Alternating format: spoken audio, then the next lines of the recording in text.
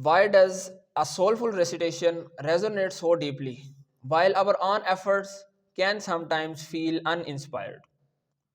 The words are the same, the Quran is the same, but the difference is in the sound. There is one beautiful sound that adds life to your recitation, and that is known as Ghunnah. So, today you are going to learn about it.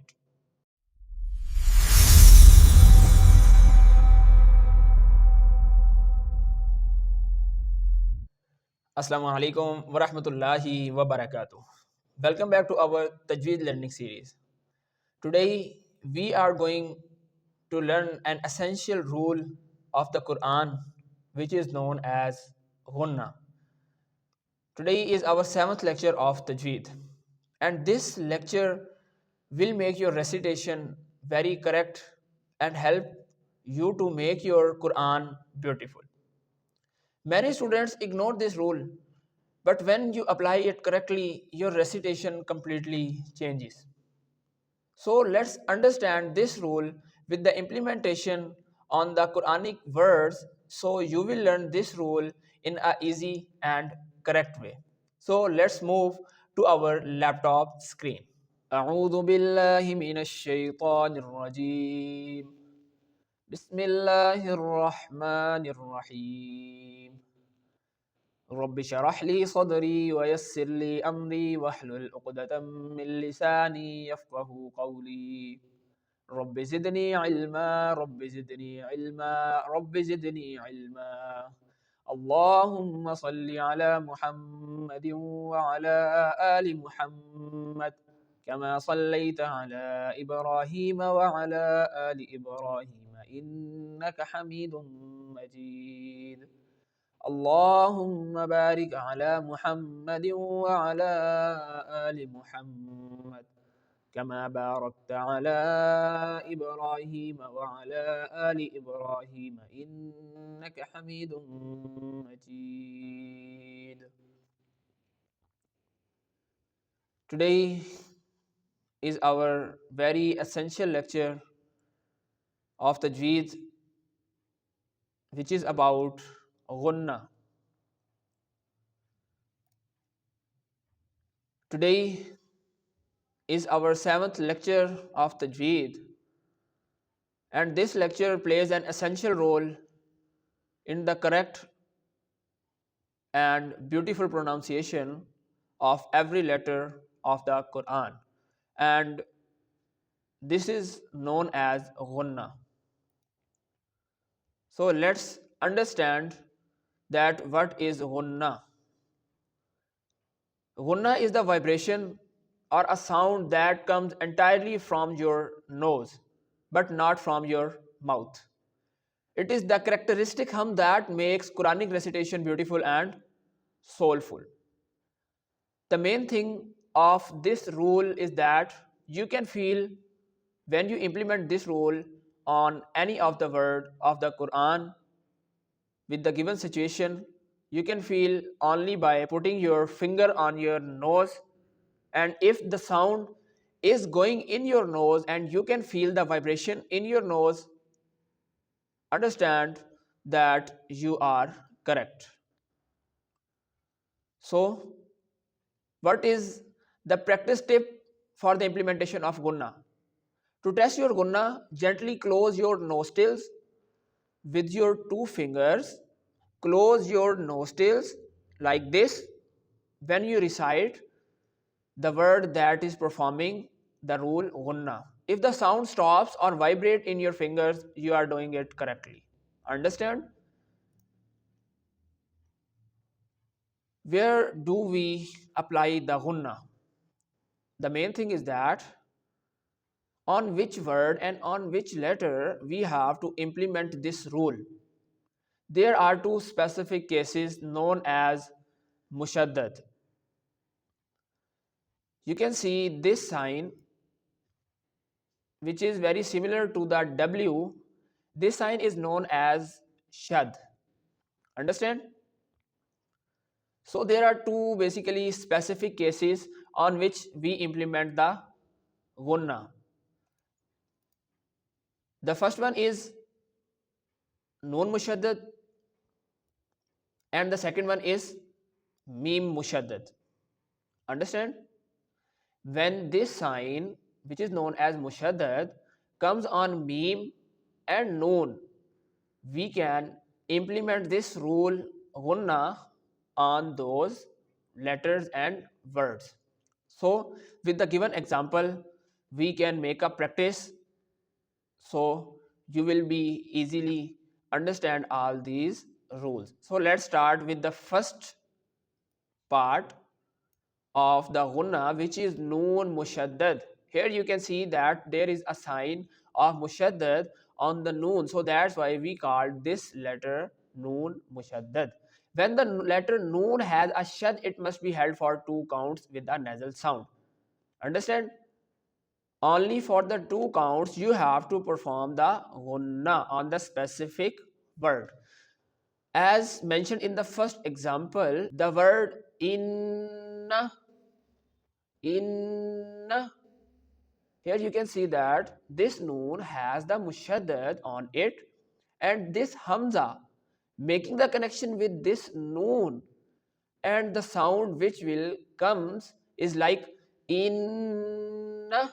Put your finger on your nostrils and press your nose and feel that the sound is going in your nose and a little vibration is producing in your nose during the recitation of this word. How can we perform this word? Like in, in, in. You can feel that there is a little vibration producing in your nose. Okay, in. Same like in the second example, which is taken from Surah An-Nas, the last surah of the Quran. Minal jinnati wan nas, wan nas, wan nas. Here you can see that the noon has the mushaddad. That's why we are performing the Ghunnah on this word. So simply you can perform like minal jinnati wan nas, wan nas. Okay, when you see this noon has mushaddad on it, you simply perform this rule. Okay, now move to the third example, and in this example the word jannatu is mentioned. Here you can see that noon has the shad symbol on it, so that's why we perform the Ghunnah. So jannatu, jannatu. If you want to feel and judge yourself that are you making and are you implementing the Ghunnah correctly or not? How can we know?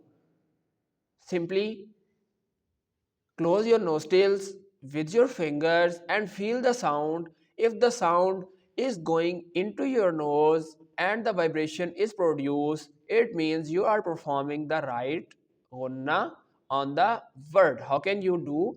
Simply practice these words with me and feel that are you performing the Ghunnah correctly? Okay. Jannatu, jannatu. Okay, understand? The last example of known mushaddad is yazunnu. Here you can see that the za is making the connection with this noon which has the mushaddad sign on it. So how can we perform this word with the implementation of gunna? Yazunnu, yazunnu. We have to hold the n sound at least for 2 counts in our nose, so our gunna will be correct. Yazunnu, yazunnu. Understand? So let's make a practice of all these examples again. Inna, for 2 counts. Inna. The next one. Vannas, vannas. Count on your fingers at least for 2, so your gunna will be correct. Vannas. Understand? The third one, jannatu, jannatu. Feel the sound in your nose. Same like the last example, yazunnu, yazunnu. I'm sure that you understand this rule, which is known as Ghunnah, and the first part which we learned is about Noon Mushaddad. When the Shad sound comes on this Noon, we called it Noon Mushaddad, and we perform Ghunnah on this letter. Understand? Okay, now move to the second part of Ghunnah, which is known as Meem Mushaddad. Same like Noon Mushaddad, when the Mushaddad comes on the letter Meem, we called that letter Meem Mushaddad, and on this letter we have to perform the Ghunnah. Understand? So with the given examples, we can understand the implementation of Ghunnah on Meem Mushaddad. The first example is Amma. This example is taken from Surah An-Naba, which is the first surah of the last para. So let's make a practice on this word. Amma. Here you can see that the ayn is making the connection with this meme, which has mushaddad on it. So we perform the gunna, and the nomination of gunna is that the sound goes in your nose and make a vibration, and you have to perform the gunna at least for 2 counts. Understand? Held the n sound in your nose at least for 2 counts. Understand? So make the practice with me of this first example. Here you can feel the sound. um I can feel the vibration in my nose. It means that I am performing the gunna and implementing on this word correctly. Move to the second example, which is summa. Summa. This is a very common word used in the Quran, which means then. So we can perform this word like summa, summa. You have not to rush the recitation. Simply be relaxed and feel the sound so you can perform the gunna correctly. Summa, summa. Same like this in the third example, which is mimma, mimma. Here the meme is making the connection with an other meme. So this meme has the mushaddad sign. So that's why we perform gunna on this word. How can we perform? Mimma, mimma. Feel the sound in your nose by putting the finger. Mimma. Understand? The last example of Meem Mushaddad is Ummatun. Here the Hamza is making the connection with this meme which has Mushaddad on it. I repeat that this Hamza is making the connection with this meme which has Mushaddad on it. So we perform the Gunna on this word. How can we perform? Ummatun, Ummatun. I'm sure that you understand the implementation of Ghunna on Meem Mushaddad. Understand? So let's revise all these 4 examples. The first one is Amma, Amma. The second, Summa, for 2 counts. Summa, Summa. Third one, Mimma. Feel the sound in your nose. Mimma, Mimma. The last one, ummatun. Close your nostrils with your fingers. Feel the sound in your nose. If the sound is making the vibration and producing in your nose, it means you are performing the right gunna on the right word. Ummatun, ummatun. Okay. So these are the 2 parts of the gunna. The first one is Noon Mushaddad and the second one is Meem Mushaddad. When these letters come in the Quran, we have to perform the gunna according to the given situation. Understand?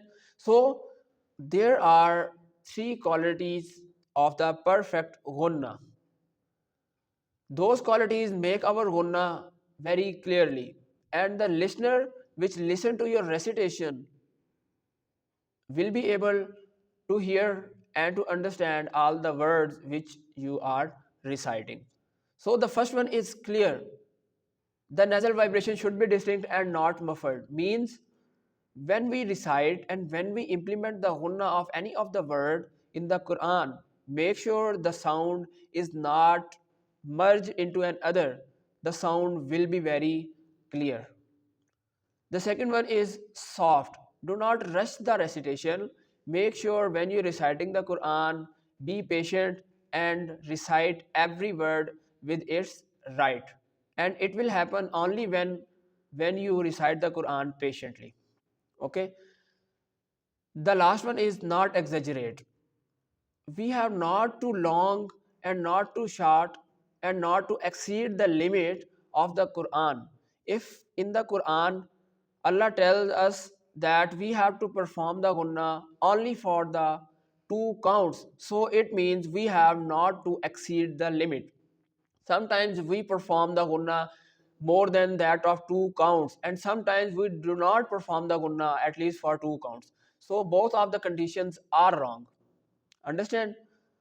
So that's why when you recite and when you perform the Ghunnah, make sure that you are not crossing the limits.